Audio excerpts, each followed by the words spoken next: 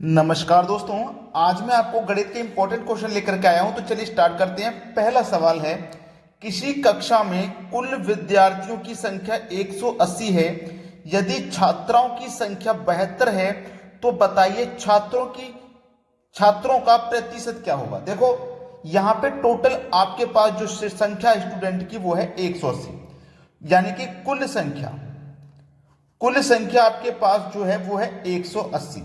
ठीक है, आपसे बोला है छात्राओं की संख्या 72 है। देखो छात्राओं बोला है ना, लड़की को कहते हैं छात्रा, लड़कियों की संख्या को छात्रा कहते हैं।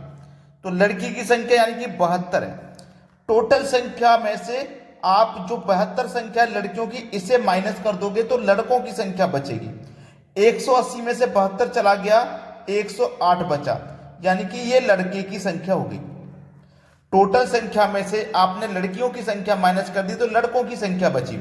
तो लड़कों की संख्या कितनी है? 108।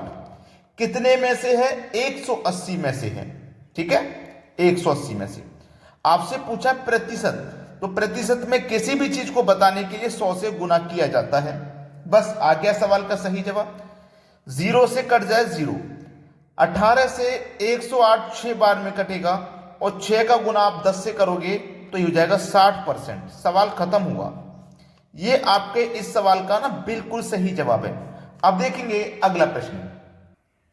अगला प्रश्न है, किसी संख्या में से 10 घटाने पर उस संख्या में 20% की कमी हो जाती है तो उस संख्या का 60% क्या है। देखो 20% की कमी हो जाएगी जब 10 घटाएंगे, तो इसका मतलब क्या हो जाएगा? 20% जो है वो 10 के बराबर है।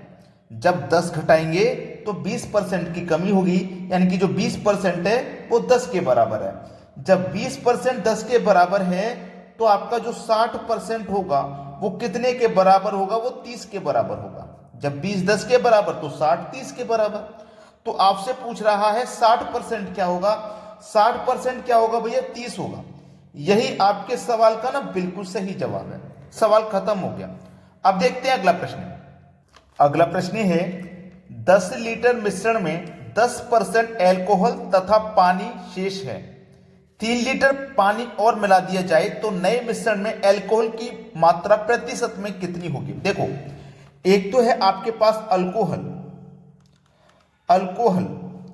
और दूसरा है आपके पास पानी। ठीक है, अब देखो जो भी मिश्रण होता है वो अपने आप में 100% होता है। ठीक है, जो भी मिश्रण होगा 100%। अब इसमें से 10% एल्कोहल है तो पानी कितना होगा? 90% होगा, तभी तो दोनों मिश्रण मिला के 100% होगा। अब देखो प्रतिशत से प्रतिशत कट गया, 10 एकम 10 और 10 निम 90, तो 1 और 9 आ गया, यानी कि अल्कोहल 1 लीटर है, पानी 9 लीटर है, दोनों को मिलाएंगे टोटल मिश्रण 10 लीटर हो जाएगा। उसने बोला है कि 3 लीटर पानी और मिला दिया जाए। पानी पहले से 3 है, 9 है, 3 और मिला देंगे तो पानी भैया कितना हो जाएगा? 9 3 12, और अल्कोहल 1 ही रहेगा। तो टोटल मिश्रण कितना हो गया? 12 लीटर पानी, 1 लीटर मिश्रण, 1 लीटर अल्कोहल, टोटल आ गया आपका 13 लीटर। देखो पानी 12 लीटर है, अल्कोहल 1 लीटर है, टोटल मिश्रण हो गया 13 लीटर। अब इस 13 लीटर मिश्रण में से पूछा है उसने अल्कोहल की मात्रा कितने परसेंट है। अल्कोहल कितना है? 1। 13 में से अल्कोहल की मात्रा 1 लीटर है। प्रतिशत में बताना है तो 100 से गुना करना पड़ेगा। 100 से 13 से घटाओ, 13 सत्ते 91, 100 में से 91 कट गया, 9 बचा, 9 ऊपर से लिखो बटे में 13, तो 7.9 बटे 13%। ये आपके सवाल का बिल्कुल सही जवाब है। अब देखेंगे अगला प्रश्न। अगला प्रश्न है, 30 लीटर दूध और पानी के मिश्रण में 10% पानी है। मिश्रण में कितना पानी और मिलाना चाहिए कि मात्रा 15% हो जाए। ये पानी की मात्रा जो 10% है ना, इसको 15% कर रहा है ये। तो देखो एक तरफ दूध लिखिए, एक तरफ पानी लिखिए।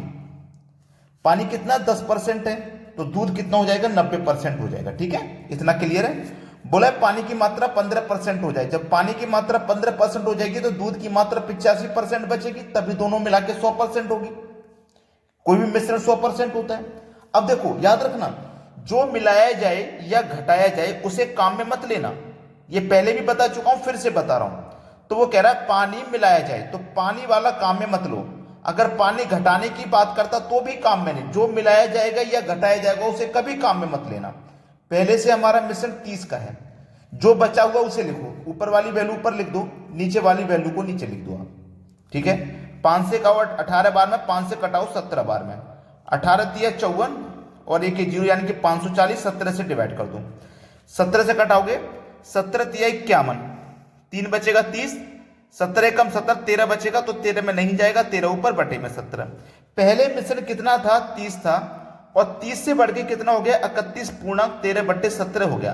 तो 30 से 31 हो गया, पहले तो एक बढ़ा, 30 से 31 हुआ, एक बढ़ा, और कितना बढ़ा है? 13 पूर्णांक 13 बट्टे 17 बढ़ा है। तो एक तो ये पूरा पूरा बढ़ा है और 13 बट्टे 17 बढ़ा है, तो 1 पूर्णांक 13 बट्टे 17 की वृद्धि हुई है, यानी कि इतना बढ़ाया गया है।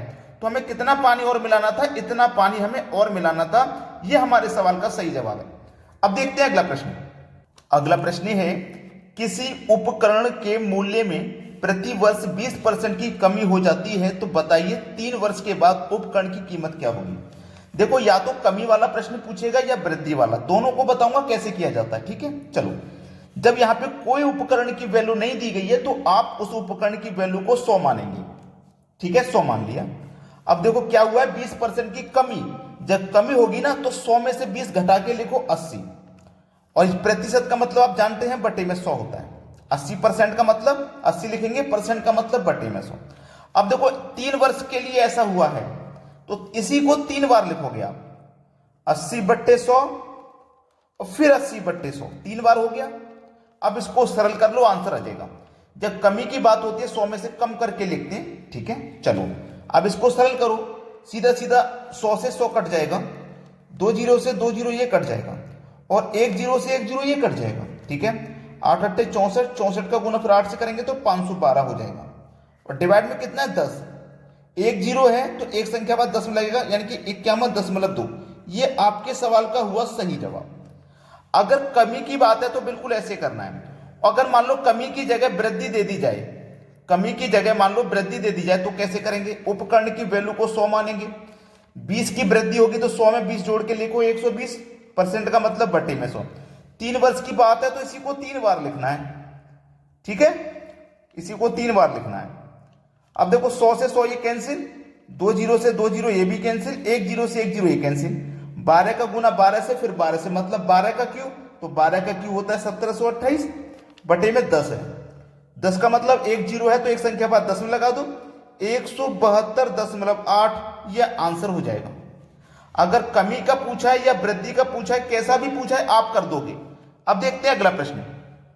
अगला प्रश्न है, किसी संख्या के 35% में से 35 घटाने पर 35 शेष बचता है, तो वह संख्या ज्ञात कीजिए। हमें नहीं पता वो संख्या कौन सी है, जब नहीं पता तो हम उसे x मान लेंगे। किसी संख्या के का मतलब गुना, 35% तो 35 लिखेंगे, परसेंट का मतलब बटे में 100। 35 घटाने पर तो 35 घटा देंगे, शेषफल 15 आता है, 35 घटाने पर जो आता है ना वो शेषफल 35 आता है। इसी को सरल कर लीजिए, बस आंसर आ गया। देखो 35 का गुना x से करो तो ये 35x हो जाएगा, बटे में ये 100 हो जाएगा, ठीक है, क्लियर इतना। अब ये जो माइनस का 35 है ये इधर आके प्लस का 35 हो जाएगा, तो प्लस का 35 ये हो जाएगा, प्लस का 35 ये, तो ये 70 हो गया। 35 और 35 को जोड़ेंगे तो 70, ठीक है। अब बस सरल हो गया सवाल, कुछ है सवाल में अब बचा नहीं है। देखो इधर कर लेते हैं, 35x बटे में 100 बराबर का 70। अब मैं सीधा सीधा पहले क्या करता हूं, इस 70 का इस 100 से गुना कर देता हूं, गुना होगा ये तो आप जानते हैं। तो 35x बराबर 70 का 100 से गुना होगा, 70 का गुना होगा 100 से, ठीक है। तो देखो 35 से 70 दो बार में कटेगा, 100 का गुना 2 से हो जाएगा तो 200 हो गया। इधर क्या बचा x, तो x का मान ही तो पता करना था, तो x का मान कितना है 200। ये आपके सवाल का हो जाएगा बिल्कुल सही जवाब। अगर लाइक नहीं किया है वीडियो तो लाइक जरूर कर दीजिएगा, ठीक है दोस्तों, धन्यवाद।